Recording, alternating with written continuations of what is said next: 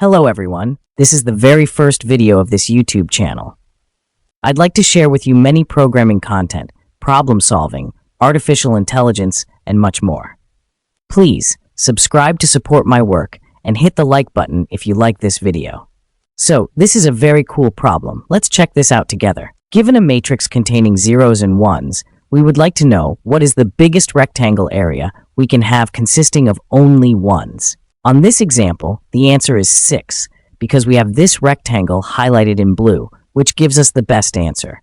I recommend you to stop the video and try to do it yourself. The link to the problem is listed on description. Okay, let's move forward and solve this problem. The idea here is to have an extra array called a CC. Each cell of this array will represent a column of the matrix. We will do the following. For each line of the matrix, if the column J has an 1, then we will accumulate the value at position J of our ACC array. But if we see a 0 on column J, then we replace what we had on index J of our ACC array by a 0. The idea behind this ACC array is to know for each column J what is the maximum height we can have for that column of the matrix. Then what we need is to calculate the maximum area we can have considering every pair we can have for this array. What I mean is, we will have two nested loops for J and K, and we will try to create the rectangle between these two indexes. The height would be the minimum value of a CC between J and K, and the width would be K minus J plus 1. As this can be unclear until now, let's check this example. Let's suppose our ACC array is this one.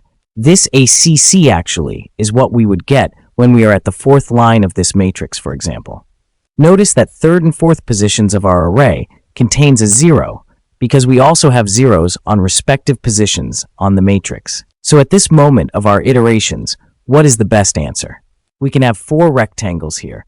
This is one. It has height equals to 4 and width equals to 1, resulting in an area equals to 4. This is the second one. It has height equals to 3 and width equals to 2, resulting in an area equals to 6, which is the best answer so far. This is the third one. It has height equals to 3 and width equals to 1. And this is the last possible rectangle.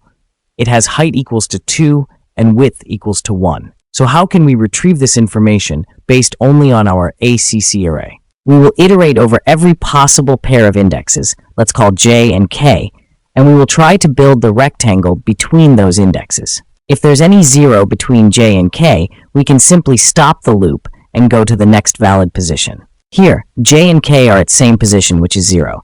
This will give us the first rectangle. Move forward with K.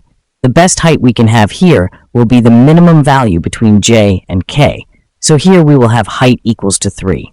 But the width will be K minus J plus 1, and in this case, width is equal to 2. We got the second rectangle. Moving K ahead, we faced in 0. Let's break the K loop here and advance with J. Here we have the third rectangle. Then we will face 0 twice, and we will finally get the last rectangle with height 2 and width 1. We keep track of all calculated areas and store the maximum in a variable. After iterating over all lines of the matrix, we return the maximum area calculated. Let's implement this solution now. Let's also compare the exactly same solution in 3 different languages: Python, C++, and Java.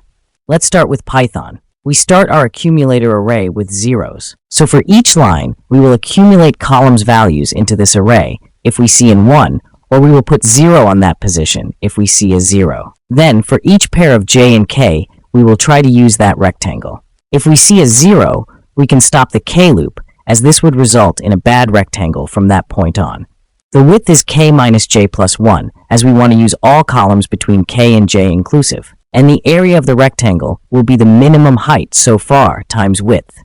We store the maximum value on our MXA variable and return it after we went through all lines.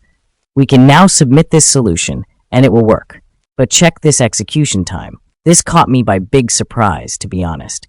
Check the execution time for the exactly same code in Java. And now in C++. If you liked the video, please don't forget to hit the like button and subscribe for more content like this. And if possible, share this channel with your colleagues. Thank you so much for watching.